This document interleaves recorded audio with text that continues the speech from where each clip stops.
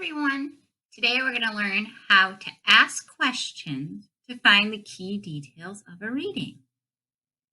Do you ever read something and wonder more about it?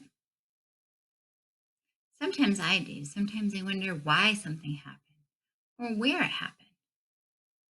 Well, today, as we read Saving the Train, we're going to ask and answer those questions.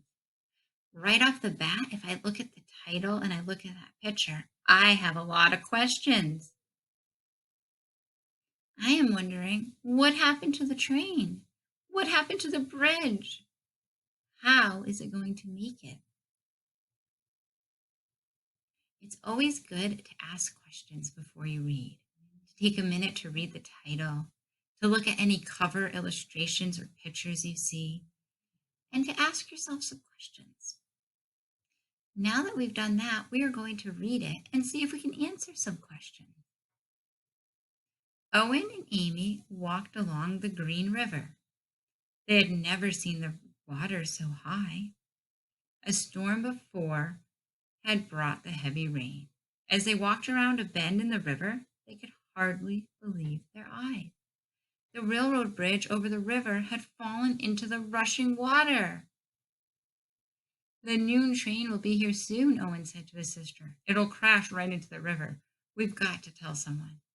There's no time to get anyone, Amy said. We'll have to stop it ourselves. I have an idea, she shouted as she turned and sped home. When she got there, Amy took a big white tablecloth from the table. She grabbed a can of red paint and a brush. Then she painted the words, "Stop, bridge out," on the cloth. Amy dashed as fast as she could back to Owen. They could hear the train coming. They held the painted cloth between them and waved, but the train flew by. Had no one seen their warning? A second later, the train's brakes screeched and its whistle blew loudly.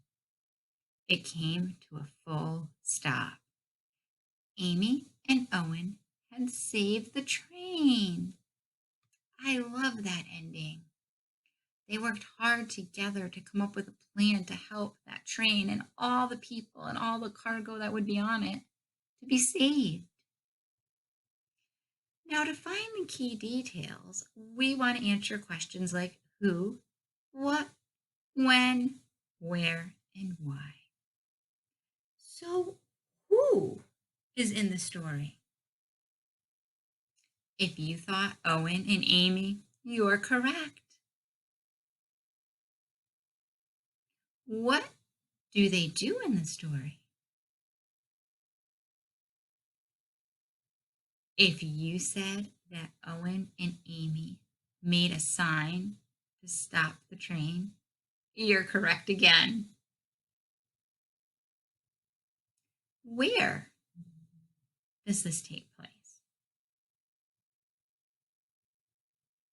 If you said either by the river or on the bridge, you would again be correct.